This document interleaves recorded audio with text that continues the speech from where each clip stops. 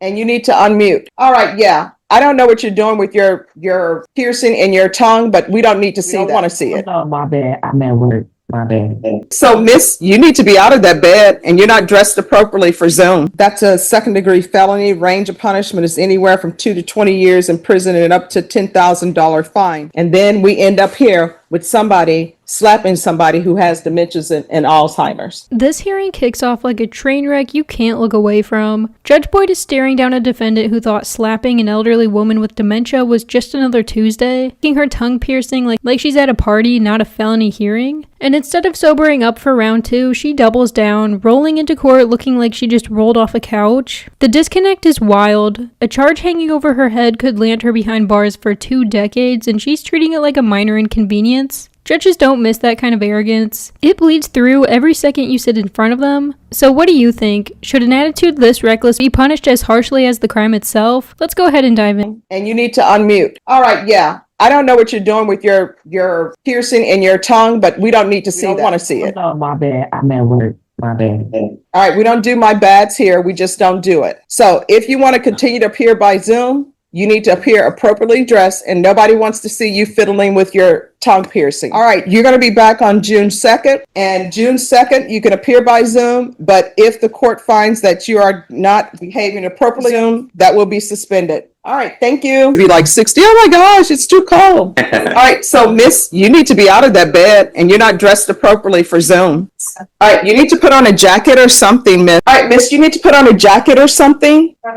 Oh, okay. You want me to call her and tell her? Yes. I'll text her. All right, thank you. And I just sent her a chat. Okay. So if you just step to the side and I'll call you right back. I'm gonna, Okay? yes, And is this going to be an agreement or jury trial? it's gonna be an agreement. All right, so if y'all will get the paperwork ready. I have several courts to be in today. Could we do this on another day? I mean, I've got, I mean, we're here, she's here. Okay, and we can do it via, I believe she's in Chicago, if I'm not Yes. mistaken, at least Illinois. All right, That's so, fine. I can text you when the paperwork's ready. okay. all right, so I'm gonna put you in the waiting room and they'll get the paperwork sent to you.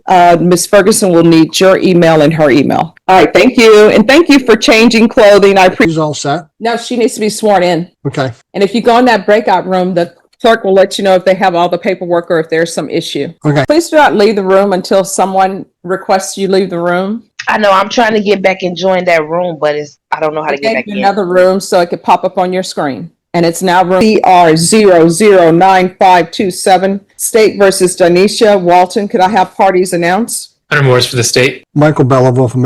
You need to unmute. Yes. All right, Miss Walton, you have a right to appear in It's person. unmuted. Can you hear me? Yes. Are you able to hear us? Yes. Ms. Walton, you have a right to appear in person in court, but I am in receipt of a consent to plead by video conference. Did you review that document with your attorney? Did you understand it and electronically sign it? Yes.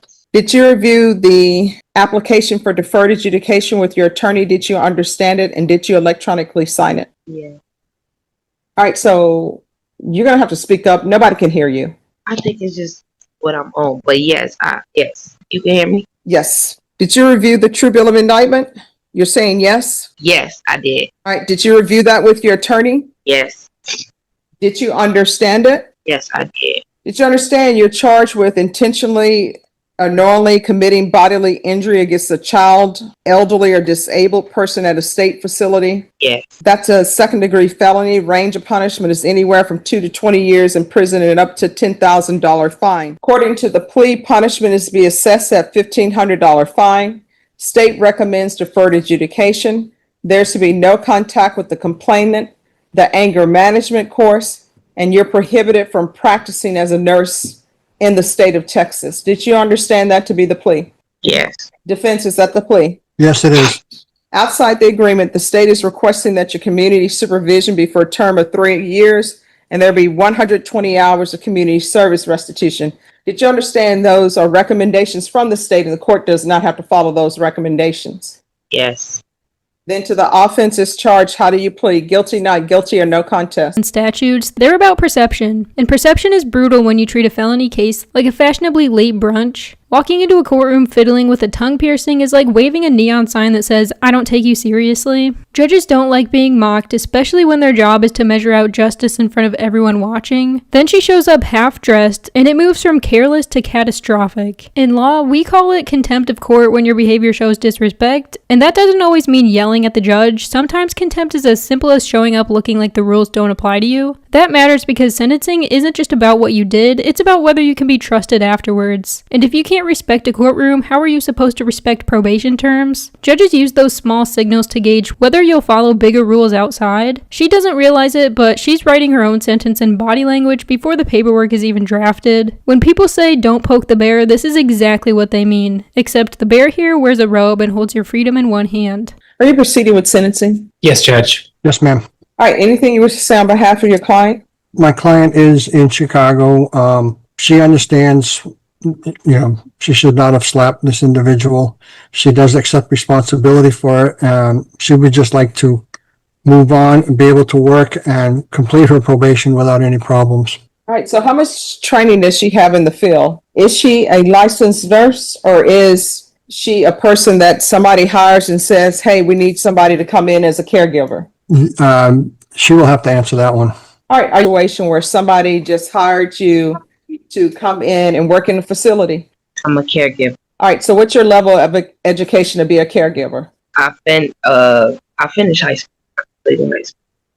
All right. See, this is what I mean. Everybody's just letting everybody be a caregiver. And the problem is that being a caregiver for somebody, I think that's sort of like a calling. You have to have said, you know what, I'm going into that field, because you're dealing with people who have dementia, Alzheimer's, people who can't take care of themselves, people who need somebody to bathe them.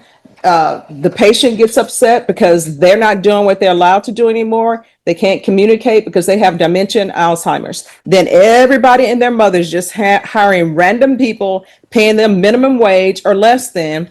And then we end up here with somebody slapping somebody who has dementias and Alzheimer's. So I know you all say she's prohibited from practicing as a nurse in the state of Texas.